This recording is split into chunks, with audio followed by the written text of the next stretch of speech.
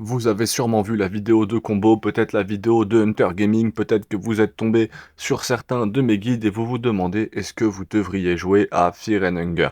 Eh ben, je vais vous donner plusieurs raisons qui devraient vous motiver à vous lancer sur le jeu. Déjà, la première raison qui me paraît la plus simple, la plus logique, la plus évidente.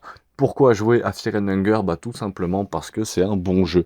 Tout simplement. Ça fait longtemps qu'on n'en avait pas vu des jeux comme ça, je trouve ça très surprenant. On est sur un gameplay Game Boy Color, et si c'était sorti sur Game Boy Color ou sur Game Boy SP, ça aurait pu sortir quasiment, ça aurait pu sortir sur Game Boy SP.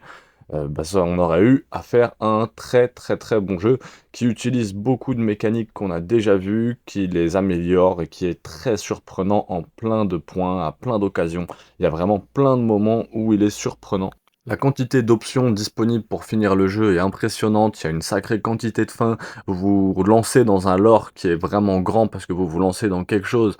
Si vous prenez en plus Berserk derrière, vous vous lancez dans un univers qui est très particulier, qui est assez sombre, qui est un peu sanglant, qui plaira pas à tout le monde. Donc clairement, si vous êtes hermétique au tour par tour, si vous êtes hermétique à, à la violence, il y a plein de choses qui peuvent complètement vous répugner et qui peuvent faire que le jeu n'est pas pour vous, et dans ce cas-là, c'est OK, le jeu n'est pas pour vous, mais il y a aussi de nombreuses qualités qui sont indéniables. Il a vraiment de très, très, très nombreuses qualités qui méritent qu'on s'y attarde. Notamment si vous connaissez RPG Maker, donc RPG Maker XP ou ses autres versions, essayez, je vous invite à essayer de le télécharger, essayez de faire juste une map sur RPG Maker XP, et vous allez voir le travail qui a été réalisé pour faire ce jeu. C'est vraiment impressionnant quand on se rend compte du nombre de variables et de paramètres différents pour réaliser un jeu tel que celui-ci. C'est surprenant, c'est vraiment surprenant. Donc déjà, pour moi, la première raison de jouer à Fear and Hunger, ça serait tout simplement le fait que ça soit un bon jeu. Et en fait, c'est vraiment la raison essentielle. Une deuxième raison, c'est qu'il peut vous permettre de progresser en anglais. Donc c'est un peu, un peu con comme raison, mais c'est une raison qui me paraît complètement viable aussi. On est dans un monde maintenant qui est très anglophone, l'anglais c'est très important. Donc parler anglais, ça peut être super utile, et la traduction française étant tellement mauvaise, vous allez sans doute préférer jouer en version originale.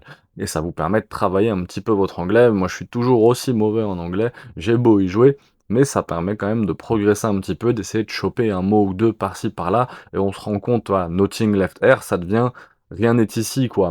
Ça devient vraiment beaucoup plus simple, et on appréhende pas mal de notions différentes. Il y a également beaucoup d'idées pour moi qui sont novatrices. Ce système de combat par démembrement, même s'il est très simple, bah, en fait, en tour par tour, c'est quelque chose qui avait pas été beaucoup fait. Je crois même que ça a jamais été fait. Le système de livres dans les inventaires, quand vous lisez un livre dans l'inventaire, ça peut être des avantages tellement conséquents. Il y a un livre qui vous permet de sauvegarder alors que la sauvegarde est compliquée dans le jeu.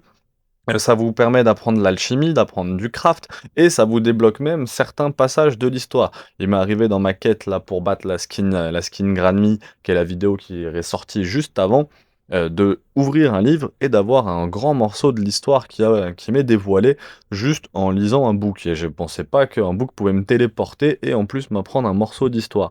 Donc c'est vraiment très intéressant, et c'est des idées qui sont peu exploitées, quoi. Le fait de pouvoir casser une porte ou la crocheter, pareil, c'est une idée qui est très peu exploitée aussi, une difficulté, aussi accrue, ça change aussi. On est sur quelque chose qui est vraiment plus compliqué.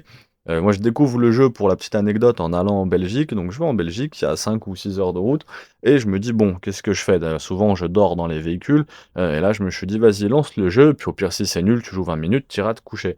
Sauf que je lance une première game, une deuxième game, une troisième game, puis il y a 1 heure et demie, 2 heures, 3 heures qui sont passées. Alors certes, je suis mort 4 ou 5 fois et j'ai même pas réussi à sauvegarder, mais j'ai passé 3 heures qui m'ont paru fort intéressantes et dans lesquelles j'ai pris beaucoup de plaisir à jouer. Et ça, c'est l'essentiel, hein. Le but d'un jeu vidéo, c'est de prendre du plaisir et d'y jouer. Et puis en plus, si l'histoire est bonne et que on apprend des choses sur l'histoire, et là, l'histoire, pour le coup, peut même mener à réfléchir parce qu'elle aborde pas mal de thèmes. Ils sont abordés, comme dit dans ce forum, elles sont abordées avec beaucoup de, c'est-à-dire de subtilité ou non, parce que des fois c'est assez grossier et souvent le but c'est de provoquer, mais en tout cas ça peut quand même amener à réfléchir sur différents thèmes, aussi bien spirituels, religieux, hein, et on parle quand même de Dieu beaucoup, mais également sur plein d'autres points et je trouve rejoint beaucoup de côtés de la vie. En fait, le jeu est cruel, le jeu est des fois injuste, comme la vie. La vie est souvent cruelle, la vie est souvent injuste. C'est compliqué à assimiler, mais c'est une réalité et ça vous permet quand même d'être résilient. On joue 1 heure et demie et des fois on meurt et on n'a pas de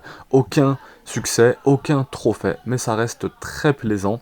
N'hésitez pas à vous abonner, à lâcher un petit pouce bleu. J'espère que cette vidéo un peu plus légère vous aura plu. À très vite.